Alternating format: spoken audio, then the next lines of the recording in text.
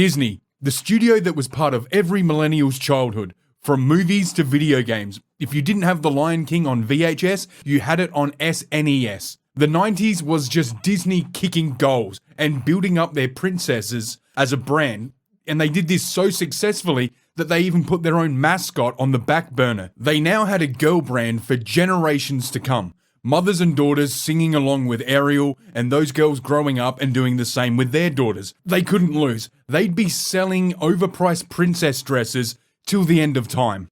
Well, as it turns out, the end of time in this case was the 2010s, because that's when Disney decides, hey, 50% of kids are boys. If we can sell to them too, we'll double our profits. So they buy up Marvel and Lucasfilm. I know they brought Marvel in 2009, but close enough. On paper, this was a genius move. Princess stuff for the girls, Star Wars and superheroes for the boys. How could they possibly fail? Well, timing wasn't on their side, because the 2010s was also the decade that Western culture went full retard. Never go full retard. Pretending to be an over-the-top character of a woman was no longer a goof for gay dudes in bars. Now it was for children in libraries, and it was to be taken seriously. Excuse me, it's ma'am. It is ma'am. Gender was now a social construct. There's no more boys or girls. Everybody's the same, so make it all for them. They, them. Luke and Han's toxic youth turn them into broken old men because, masculinity is wrong.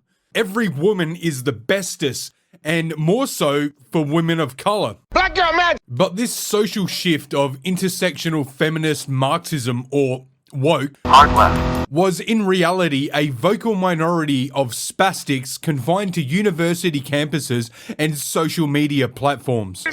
You're a white male! The media, however, saw this as the new way forward, as the way the public were going, not realising that 99% of people hadn't changed and didn't care for any of this newfangled identity politics stuff making its way into their entertainment. They just wanted to do what they'd always done after dealing with work, family, and life in general for the day. Kick back on the couch or treat themselves with a trip to the cinema and just detach from the world for a couple of hours. And that's what Marvel was. That's what Pixar was. That's what Disney was.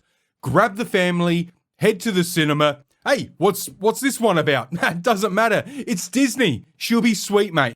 But with each increasingly ham-fisted cramming of intersectional feminism into the next movie or show that came out, the normie audience became less and less. They didn't know why, but they knew these movies and shows were no longer their cup of tea. Captain Marvel is a prime example of this, with the first movie dropping during the height of the MCU, making $1 billion because, well, it's Marvel, baby. Then 4 years later, its sequel, The Marvels, barely making $200 million because it's Marvel. The only people hyped for new Disney content now are the same vocal minority of spastics that started this representation trend in the first place, and they're still broke and chronically online. They still don't work. They still don't have money for movie tickets or Disney Plus subscriptions. They never did. They never will. They pirate everything. They always have and they always will. And now Disney has pushed away actual paying customers in favor of these deadbeats. This was made undeniable by the $230 million flop that was The Acolyte. This show was all the rage for woke Twitter. They loved it. But when it came time to pony up and support with their coin purses, crickets. And so the show was cancelled.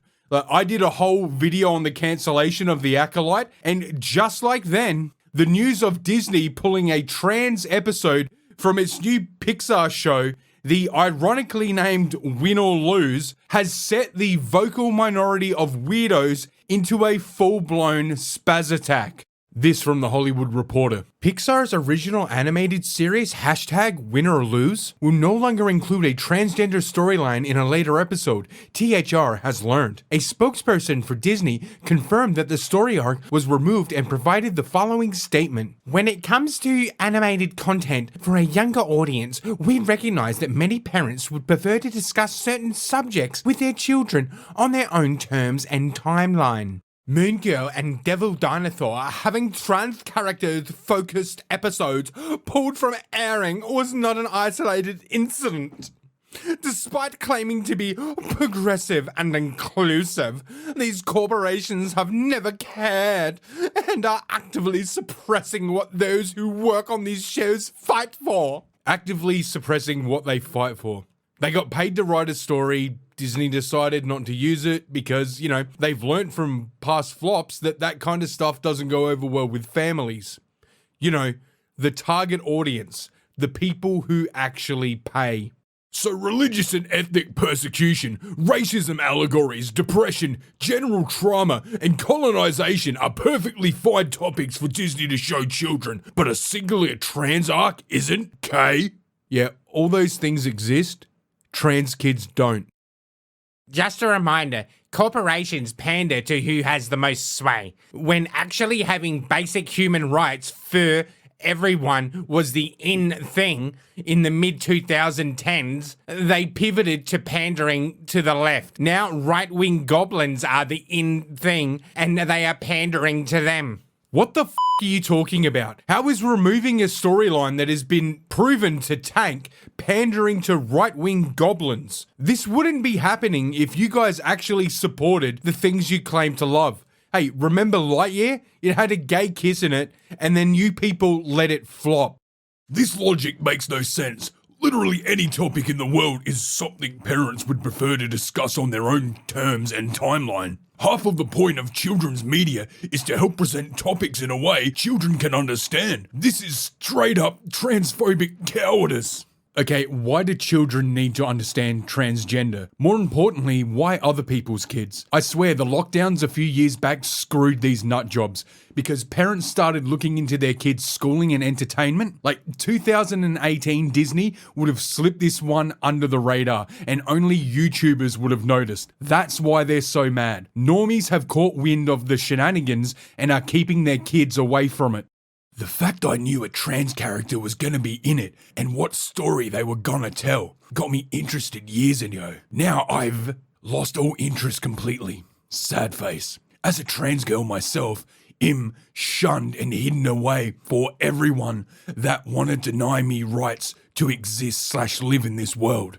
Nobody is denying you of They just don't want you near their kids, and rightly so. You have the same rights as everybody else. You don't have to accept or tolerate other people if you don't want to. You have the right to say, no, f*** off. And so do they. You shunned yourself away by acting like a fruitcake. If nobody wants to be around you, maybe, just maybe, it's you. F*** off. Well, I'm convinced. Throwing trans people under the bus in order to cater to a bigoted conservative agenda while simultaneously having Pride merch available for sale on your website? Just a deeply morally bankrupt company.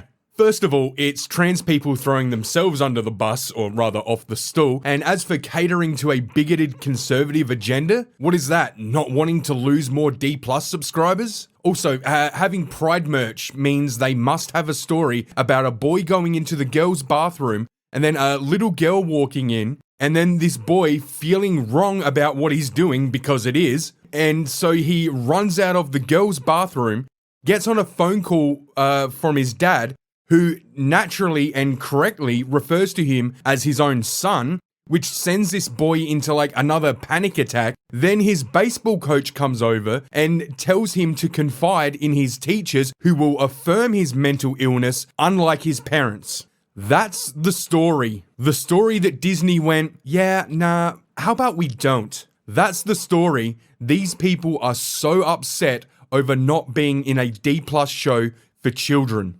Discussing Film also covered this, and I noticed a theme with the quotes. They really got fancy executives at Disney and Pixar, dog. Scene is really nice. F*** Disney. Oh, so we really are following the pandemic into fascism into World War playbook? What joy! Trump hasn't even gone back into office yet, and everything is already going so backwards. I f***ing hated him, man. Clear as day, genocide. Something Nazi this way stirs. So the giant corporation these people were defending for making intersectional garbage, hashtag save the acolyte, is now a fascist Nazi for not wanting to take another bath on intersectional garbage that you people have proven not to support. You made this happen. You were given every opportunity to make this kind of content profitable. You chose to sit on social media and hype it up, but when it came time to actually do something, you sat on your wallets and let it flop. Piracy is not support. Look at me. Sure. I'm the captain now. But virtue signaling is all these people care about. At least Swifties actually buy concert tickets. Hell, the fucking Venga Boys still have enough people willing to open their wallets that they're touring Australia this year. The fucking Venga Boys. The Venga bus is coming and everybody's running from north to Ibiza in the Mediterranean sun. So when they found out the voice actor for this scene was an actual dude pretending to be a woman, they actually pretended to care. Chanel Stewart says Disney caught her last night about the removal of her character's transgender storyline in Win or Lose. My character would now be a straight girl. I was very disheartened. From the moment I got the script, I was excited to share my journey to help empower other trans youth. I knew this would be a very important conversation. Trans stories matter, and they deserve to be heard. Damn, I honestly feel sorry for Chanel. Imagine being a trans woman finally getting the opportunity to voice a trans character in a Pixar show, only for that representation to be stripped away, BC of Disney wanting to pander to brain-dead conservatives. F*** Disney. Yeah, I feel sorry for Chanel too. Imagine having your eyes that far apart and trying to find glasses. Dude looks like that Little Mermaid live action chick was pulled up onto a jetty and left out in the sun. As for the opportunity being stripped away, people have entire careers writing and acting for pilots and projects that never make a screen or see, the light of day. They still get paid. Chanel got paid. He'll find other work. He'll be fine. In the perfect world, this episode would have made the light of day without a problem, showing the youth what a true modern world would look like, where everyone loves each other as they are. In this world, Lightyear was shooted to the stars for having 3 seconds of a lesbian couple. In this world, you people actually supported Lightyear. When I went to see Top Gun Maverick for the second time, there was a long line of people. Never happens at my local cinema. But in front of me, in the line, there was a blatantly obvious lesbian couple. And no, I don't mean they were screaming at and punching each other. But as everyone ahead of us went into Top Gun, and I mean everyone, this pair of short, portly, buzz-cut women were the only ones to walk into Lightyear. That's why you lose. So you get nothing. You lose. Good day, sir. Not only do they keep erasing us, they're stupid enough to believe trans straight people don't exist too. They don't. You're gay. Disney should burn in hell for this. Don't worry, dude. Everyone involved in the corruption and chemical castration of children has a cell next to the furnace. Okay, everyone should fit in their gender box. Understood. Let's settle this like men then. Bob Iger, fight me over it. Bare knuckle brawl me, Bob Iger. It's what a man would do. These are the same mask Karens from 2020. They only act tough when it's an elderly person or a woman. If Bob Iger was a fit young black man like the very voice actor he's white knighting for, this cuck wouldn't say tickety boo. But hey, this is the modern audience. This is what Disney and Hollywood have cultivated. An army of SJW povs who can't afford 2-minute noodles, let alone a D+ subscription, so they have to live on the internet white knighting for a supposedly female voice actor who looks like the bus driver from Speed auditioning for a role in Priscilla, Queen of the Desert. No offense to the guy from Speed, but come on, at least the chuds are simping for Sweeney. What it all boils down to is if you want to see more LGBTQ POC representation in media, you have to buy movie tickets, buy streaming subscriptions, buy Blu-rays. It's show business, not show charity. The artists aren't working for free, and nor should they. So if you truly want DEI content, vote with your wallet. As I said before, piracy isn't support. And before you try to tell me, I can't afford to pay for it. My advice to you is to do what your parents did. Get a job, sir. Hey, thanks for watching. Hit that like or thumbs up button and subscribe if you enjoyed the video. If you didn't, thanks for sticking around until the end and giving it a fair shake. You are a rare breed. You can catch me gaming and streaming over on Rumble and X.